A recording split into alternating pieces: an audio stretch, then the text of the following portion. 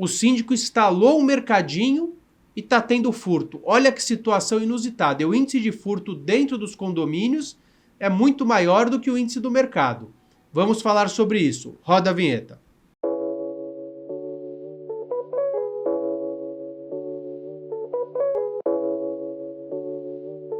Podcast com Rodrigo Carpati. Oferecimento Haganá. Olá, seja muito bem-vindo. Está no ar mais um podcast Rodrigo Carpati. Esse programa vai ao ar todas as segundas-feiras, às 4 da tarde, pela Conde TV. Se você quiser assistir também no carro, no trabalho, no caminho da Assembleia, você pode acessar o meu canal através de qualquer plataforma streaming. E para dar início, vou falar de uma frase do Erasmo Carlos, recentemente falecido, um grande cantor. Ele dizia o seguinte: essa chuva ingrata que não vai parar para aliviar a minha dor. Eu não quero mais conversar com quem não tem amor. E hoje estou com um convidado para lá de especial, que é o Nicolas Diniz. Muito obrigado, Bom, um prazer. Seja bem-vindo. Que agradeço, é um prazer estar contigo aqui hoje no seu podcast, Carpá. Falar de um tema muito curioso e tá em alta agora, né? Com certeza. Então, o tema de hoje é mini mercado em condomínios. Então, vou fazer aqui a leitura de uma notícia inusitada, Nicolas, que apareceu no mercado, que é o seguinte: no mercado condominial, e foi muito comentado, taxa de furtos em mercadinhos de condomínio é o dobro da média do varejo comum. Olha que situação. A pandemia, ele conta aqui, é uma notícia do Terra, do portal Terra, de novembro de 22. Ele traz que na lista preferencial de itens furtados estão cigarros, bebidas alcoólicas, sorvete e chiclete. Essas unidades também são conhecidas como mercado honesto, honest market, pelo fato de funcionarem sem a presença de vendedores ou com pagamento de compra feito por meios eletrônicos na base da confiança do consumidor. Então, um diretor da rede de supermercados que tem dentro do condomínio diz o seguinte: o furto de mercadorias em lojas autônomas em condomínio chega até a 6% do faturamento, enquanto em um mercado tradicional gira em torno de 3%. E aí, doutor Nicolas, o que a gente tem para falar sobre isso? O que você acha? Abre com a sua frase. Vou abrir com a minha frase, seguir o exemplo do Carpá, do Oscar Wilde. Ele diz que ética é o que você faz quando todos estão olhando. O que você faz quando não tem ninguém olhando chama-se caráter. Eu acho que ilustra bem o dilema que estamos lidando aqui hoje com relação aos mercadinhos, né?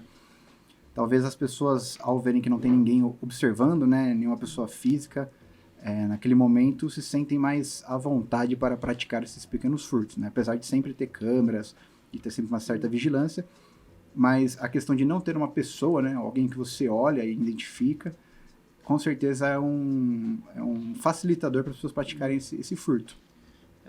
Quero ver com você a questão da instalação desse mini mercado, primeiro a questão do quórum para isso, que é algo interessante, e outra questão, esses mini mercados, eles, quando ocorrem esses furtos, de quem é a responsabilidade? Do mini mercado ou é uma responsabilidade do condomínio? Então isso também é interessante para todos que estão aí nos escutando. Vamos começar com o quórum. O que você acha? Primeiro, tem que ser levado a uma assembleia, certo? Sim, com certeza. Até porque muda a destinação de uma determinada área do condomínio. Você tocou num ponto interessante. Posso mudar a destinação? Então, nós tivemos uma lei recente que trazia antes que a mudança de destinação era 100%. Agora ela diz que é 2/3. Então, mudou a destinação, tem que ter 2/3.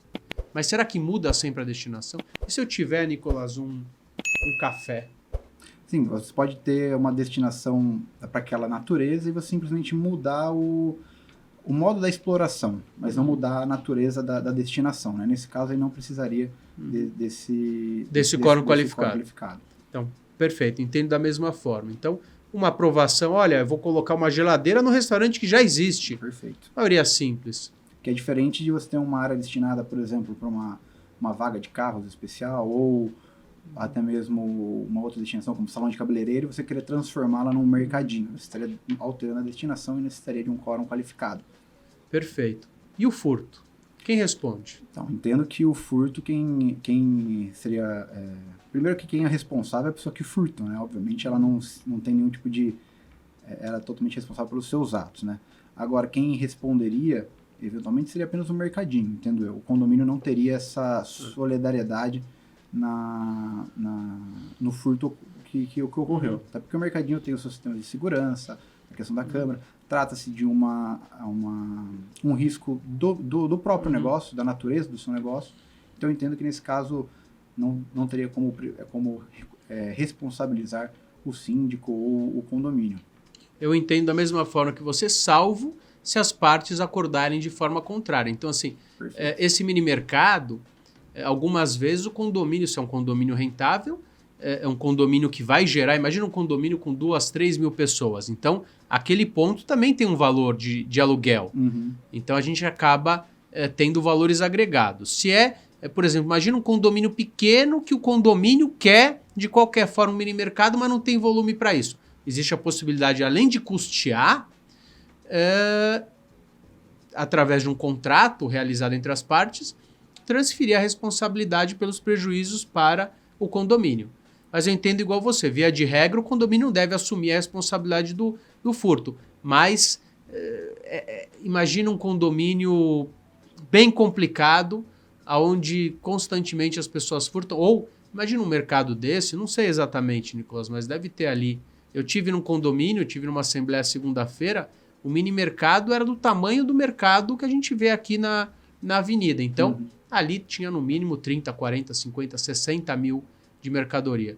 E se 4, 5 vândalos entrarem, não forem identificados, porque você tocou bem, identificou, primeiro é um crime previsto no Código Penal, tipificado, né? Furto ou roubo, depende como foi a situação, mas via de regra furto. Mas a pessoa não foi identificada e o prejuízo auferido ali foi 40 mil reais.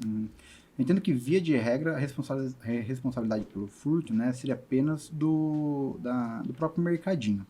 Né? Mas, como você bem mencionou, pode haver disposição contratual, dispondo de outra maneira, como também, às vezes, a situação fática, né, faz com que tenham outros responsáveis.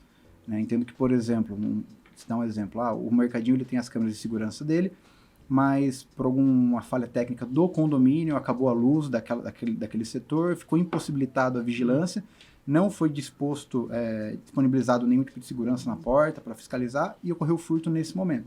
Tendo que, nesse caso...